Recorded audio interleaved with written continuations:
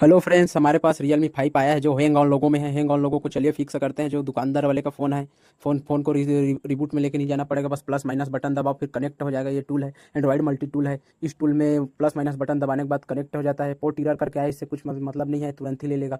Port ले जाने के बाद देखिए पूरा प्रॉपर फाइल खुलेगा। फाइल खुलने के बाद हम लोगों को मिस फाइल डिलीट करना है, miss file only. Miss file delete करने के बाद ये देखिए हम लोग मिस फाइल को ढूंढ रहे हैं, मिल गया। उसके बाद इसको इरेज कर देना, फिर ओके हो जाएगा। ओके हो जाने के बाद रिबूट कर देना। रिबूट करने के बाद ये देखिए सेकंड लोगो आएगा। सेकंड लोगो आने के बाद बस FRP के लिए स्टार 812 हेज कर देना। उसके बाद FRP खुल जाएगा परमानेंट ही। ये देखिए एक ही झटके में हो गया। 1 मिनट 2 मिनट लगता है यार। हैंग ऑन लोगो Realme 5 हो गया, 5S हो गया, 5i हो गया। चैनल में नया